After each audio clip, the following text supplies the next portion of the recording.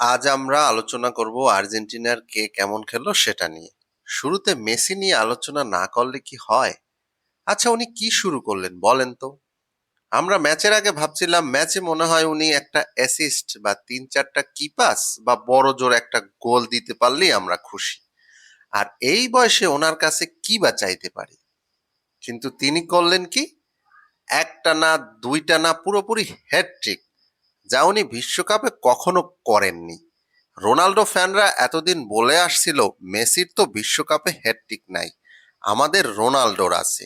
সেই সান্ত্বনাটুকু আপনি কেড়ে নিলেন। আপনি এত নিষ্ঠুর কেন বলেন তো? আর গোলগুলি দেখেন না, কি ভয়ঙ্কর সুন্দর! প্রথম গোলটা তো ছবির মতো সুন্দর, একেবারে বাধাই করে রাখার মতো। এই মুহূর্তে এই জায়গা থেকে ডি বক্সের বাইরে থেকে এই গোল মেসি ছাড়া খুব কম খেলোয়াড়ই করতে পারে।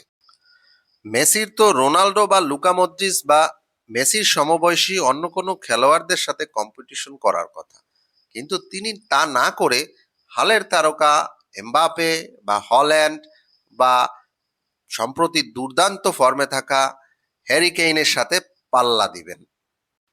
আগের ম্যাচে হল্যান্ড এবং এমবাপে দুটি করে গোল করেছেন।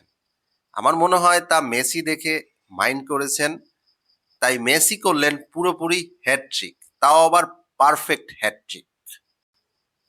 এবার আসি ২ নাম্বার গোলে। ম্যাক মাঝমাঠ থেকে জোরালো শট নিলে গোলকিপার এনজো জিদান ঠিকমতো বল রিসিভ করতে না পারায় বলটি ছুটে যায় এবং মেসি কি নিখুঁত জায়গায় সময় মতো গিয়ে শিকারি স্ট্রাইকারের মতো পারফেক্ট প্লেস করে গোল দিয়ে দিলেন। এইসব গোল করার জন্য প্রচন্ড রিফ্লেক্স থাকতে হয়, যা ২৫-২৬ বছর বয়সী বিশ্বমানের স্ট্রাইকারদের থাকে, যা মেসির এখনো আছে। এবার আসি ৩ নাম্বার গোলে। এটা তো আরো সুন্দর। এনজোর কাছ থেকে বক্সের ঠিক বাইরে থেকে বলটা রিসিভ করলো। বল যখন রিসিভ করলো তখন গোলের প্রবাবিলিটি ছিল মাত্র ০.০৯%, যা ১%ও না।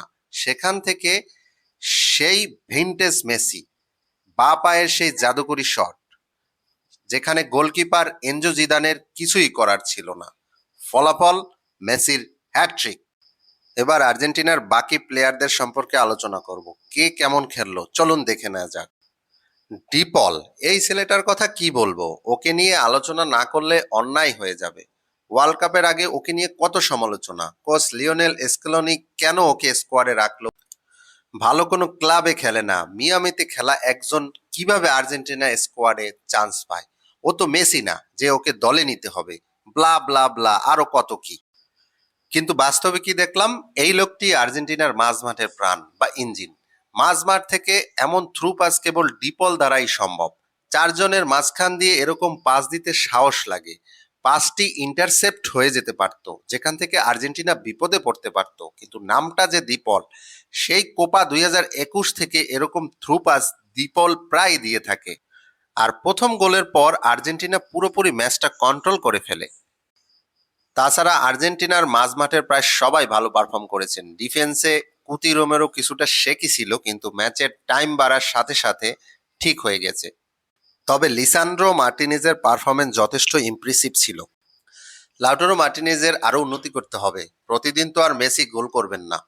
থিয়াগো আলমাদার পারফরমেন্স যথেষ্ট সাদামাঠা লেগেছে। আর সবচেয়ে টেনশনের বিষয় হলো মন্টিয়েলের পারফরমেন্স। এখন দেখার বিষয় হলো সামনে বিগ ম্যাচগুলোতে কোচ লিওনেল স্কেলোনি কিভাবে এটা সামাল দেয়। ফ্রান্স, স্পেন বা ইংল্যান্ডের মতো বড় দলগুলোর বিপক্ষে ফুলব্যাকদের এই পারফরমেন্স যথেষ্ট ভোগাবে। যাই হোক, এখনো অনেক সময় আছে, হোপ ফর দ্য বেস্ট। আবার মেসি প্রসঙ্গে আসি। এই ম্যাচের পর ফুটবল গ্রেটরা মেসি সম্বন্ধে অনেক মন্তব্য করেছেন। রোনাল্ডো নাজারিও বলেছেন, আর কোনো লুকোচুরি নেই, মেসিকে এখনই সর্বকালের সেরা হিসাবে মানুন। হল্যান্ড বলেছেন Messi is the mad man.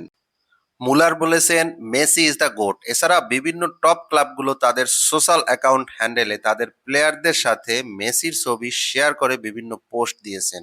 এটাই Messi power, Messi Ira, the superstar, mega star of the football world.